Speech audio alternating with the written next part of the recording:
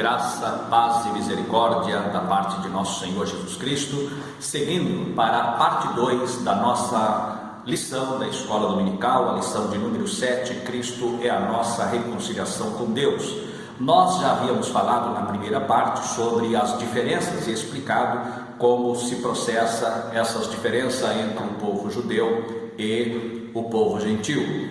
Falamos sobre as diferenças quanto ao povo da existência, quanto a Deus, quanto à promessa, quanto à circuncisão. E agora falaremos a quarta diferença, que é no que diz respeito à lei.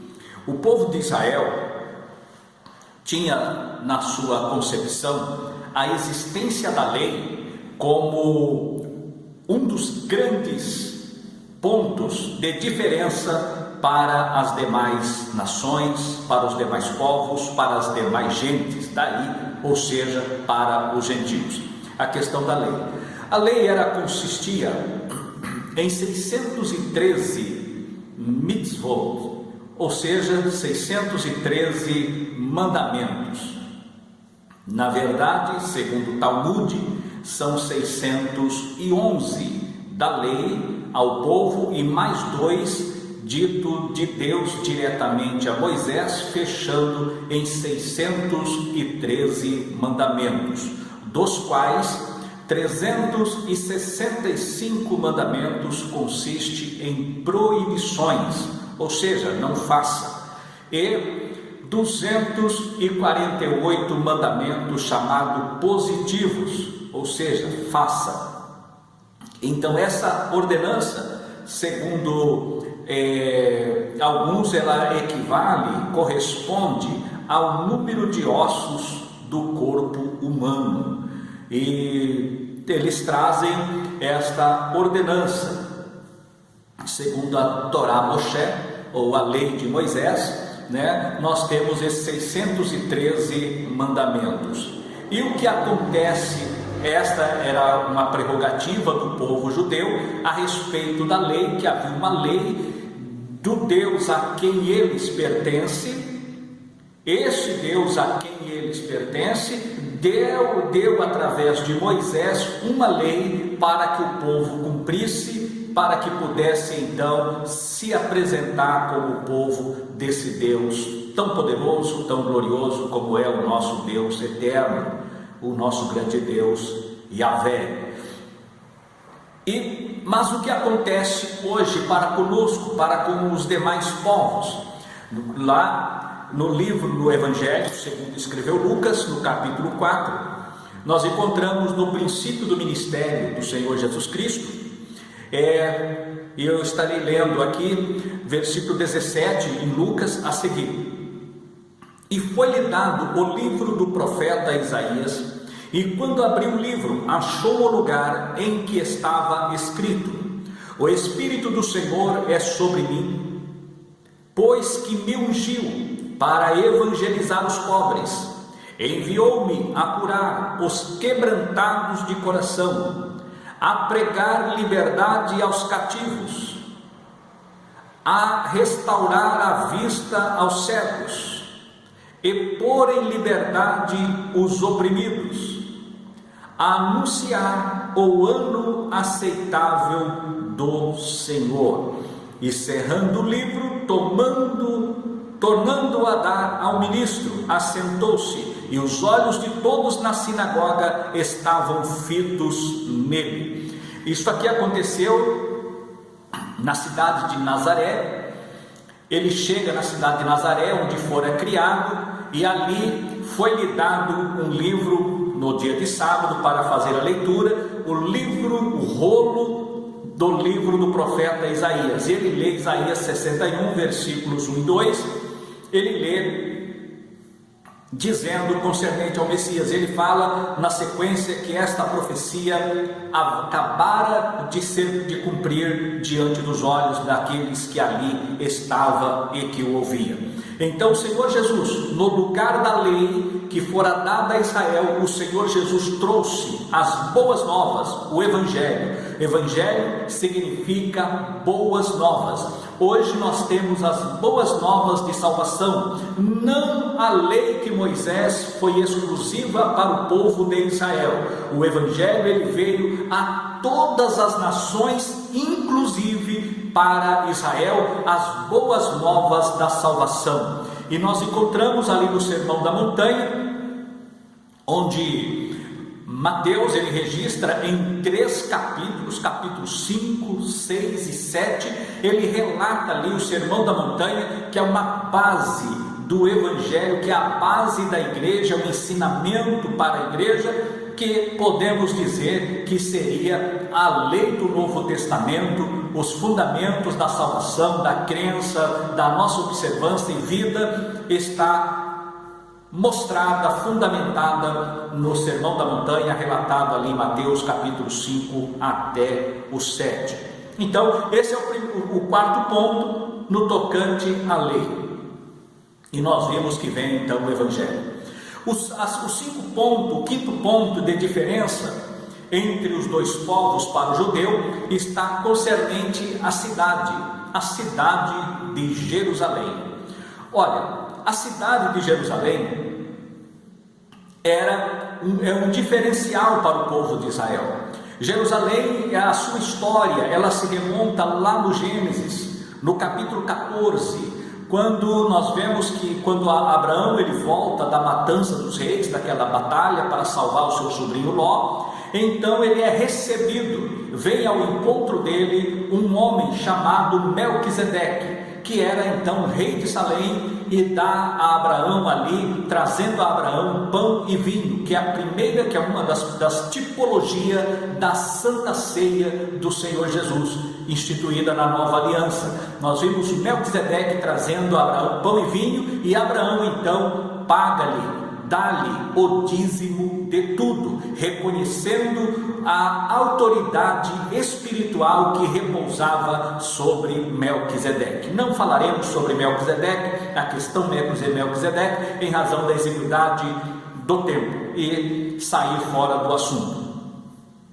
Depois nós encontramos que essa cidade, quando Israel volta já do Egito, já como uma nação constituída, saiu lá, ocorreu o êxodo, passou pelo deserto, conquistou a terra, passou pelos juízes, passou pelo comando de Samuel, depois Saul, e vem então o reinado de Davi, e somente no reinado de Davi é que nós vemos esta cidade sendo conquistada, que era uma fortaleza que estava na mão dos jebuseus, e Davi então conquista a cidade e passa-se a chamar a cidade de Davi, ou cidade de Sião, fortaleza de Sião, e tem vários nomes, e Jerusalém significa a cidade de paz, né? A cidade da paz, aquela que tem a paz.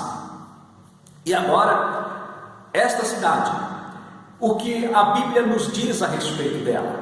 Eu te convido aqui para que você acesse um outro canal que temos, chamado Tempo Final, e ali eu dou todos os detalhes a respeito de Jerusalém, as implicações proféticas, as situações escatológicas que estamos vivendo hoje, ligado à cidade de Jerusalém. Se você puder, procure, entre lá, e assim você estará entendendo melhor este assunto.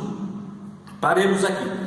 Então Jerusalém, ela lá em Zacarias, no capítulo 12, versículos 2 e 3, fala que Jerusalém seria uma pedra pesada para todas as nações. Profecia esta do ano 520 a.C. O que era Jerusalém naquela época? Nada, mas já havia uma profecia que ela seria uma pedra pesada. Então nós temos uma importância de Jerusalém. Ela foi o relógio profético que disparou para a contagem das 70 semanas para Israel, e é o relógio profético da última geração para a igreja de Laodiceia, onde ocorrerá o arrebatamento da igreja. E este fato aconteceu na Guerra dos 6 Dias, em 1967, quando Jerusalém foi reconquistada por Israel.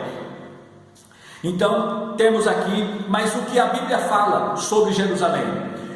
eles falam da Jerusalém física.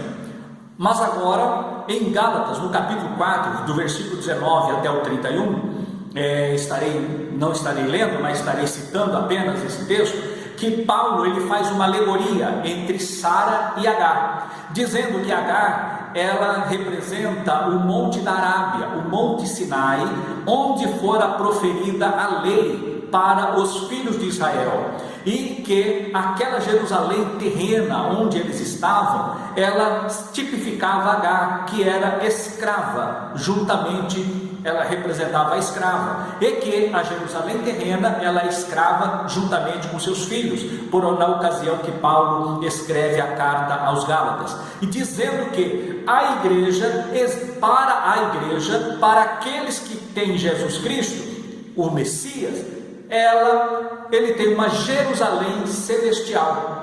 Ele faz menção da Jerusalém celestial, e esta Jerusalém celestial ele tipifica como Sara, que é a livre, e que os filhos da livre eles têm parte na herança celestial, e que os filhos da escrava, que são os israelitas firmados nesta Jerusalém terrena, não tem parte nesta herança celestial. Foi o que Paulo mostra, que para ter participação na celestial se faz necessário ser através de Cristo Jesus, que aponta então para Sara, a livre, e não para Agar, a escrava. E João, no Apocalipse, no capítulo 21, ele traz então sobre a Nova Jerusalém e mostra ali os detalhes, dando os detalhes das suas portas, dos seus muros, da sua beleza, do seu interior, onde a igreja estará juntamente ali com o nosso Senhor e Salvador Jesus Cristo.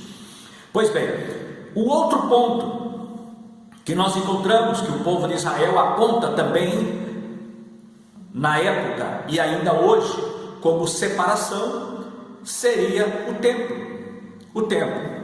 O templo, para que chegasse no templo, primeiramente foi construído um tabernáculo no deserto.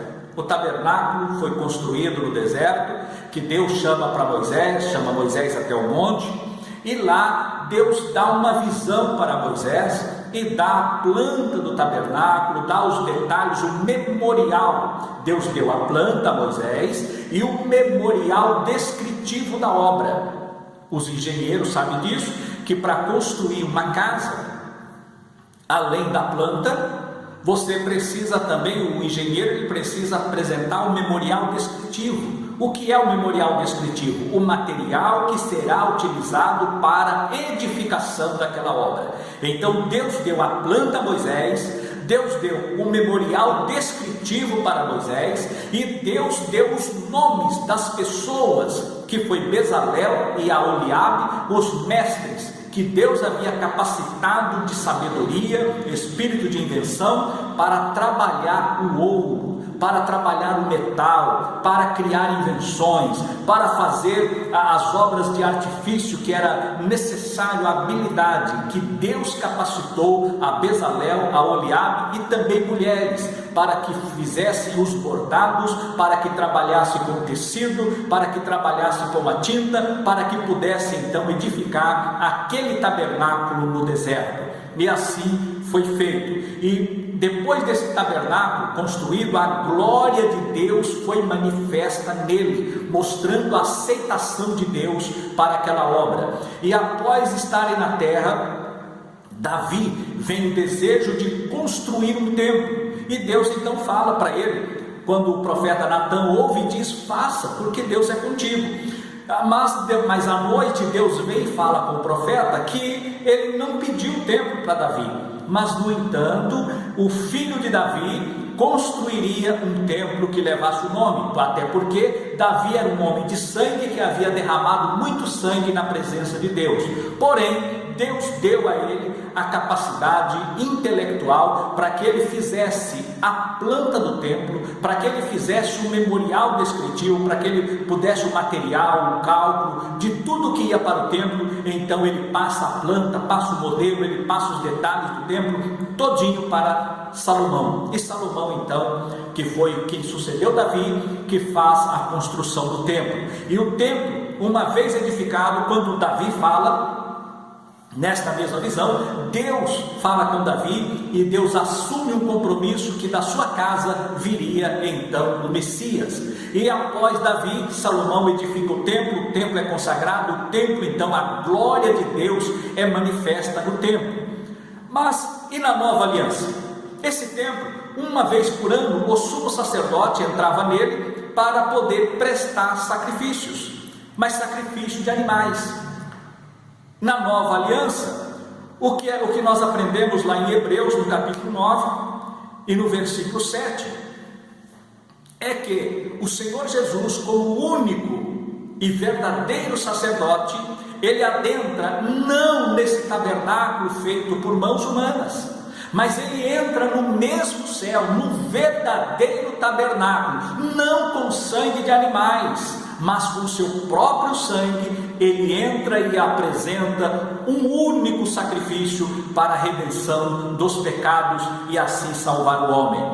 Agora, nós, através de Cristo Jesus, nós temos ousadia, intrepidez para adentrar neste templo e apresentar a nossa petição, a nossa oração ao Senhor nosso Deus, tendo pois ousadia, tenha ousadia e adentre na presença do Senhor através da sua oração.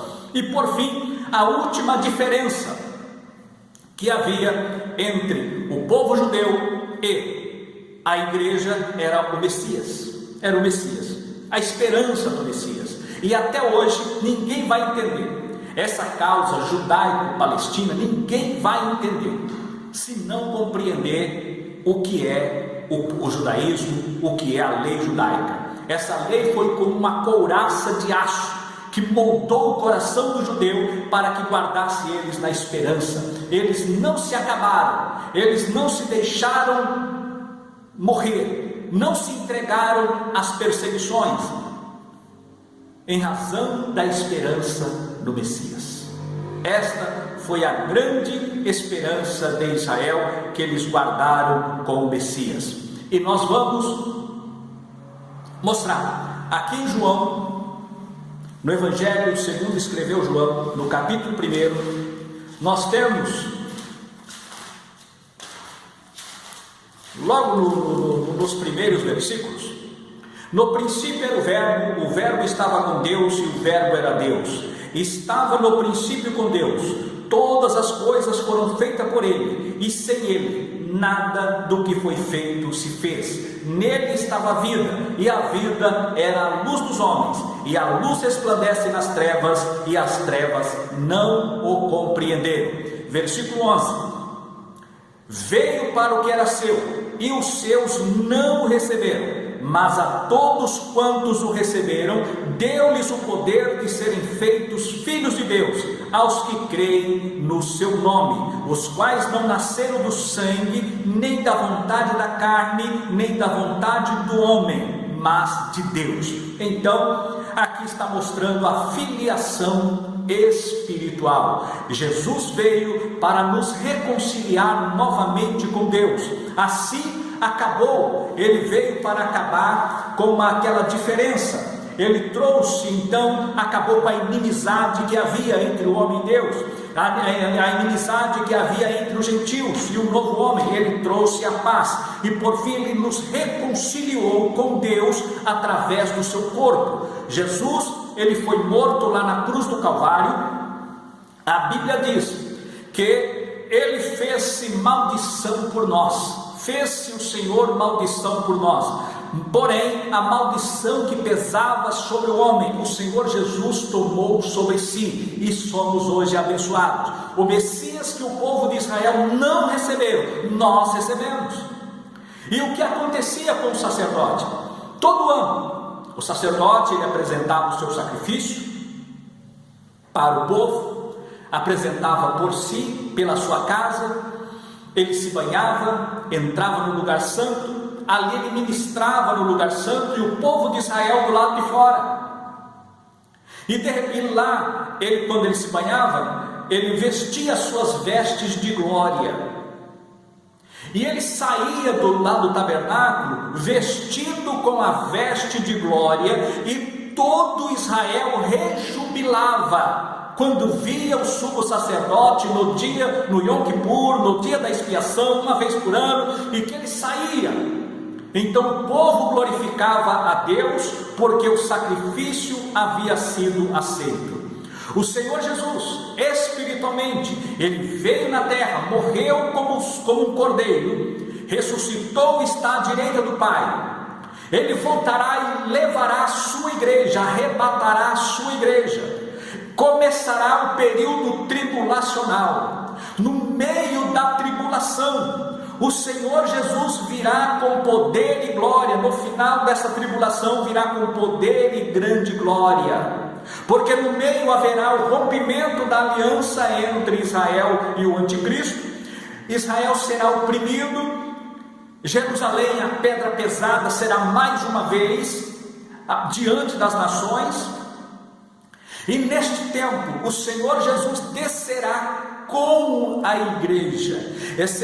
Mas ele não virá para morrer na cruz. Ele virá agora com sua veste de glória juntamente com a igreja. E então Israel o verá, o receberá, o reconhecerá como seu Messias. E assim todo o Israel será salvo. Porque lá em Romanos, no capítulo 9, nós vemos ali o Israel do passado, no capítulo 10 o Israel do presente, no capítulo 11 o Israel do futuro, e todo o Israel será salvo e entrará para o milênio. Porém, a igreja glorificada estará com o Senhor Jesus Cristo, já gozando da glória do Senhor na Nova Jerusalém, porque somos um novo povo, um novo homem, e hoje somos nós eleitos do Senhor, herdeiros da herança, e nesse tempo já estaremos na posse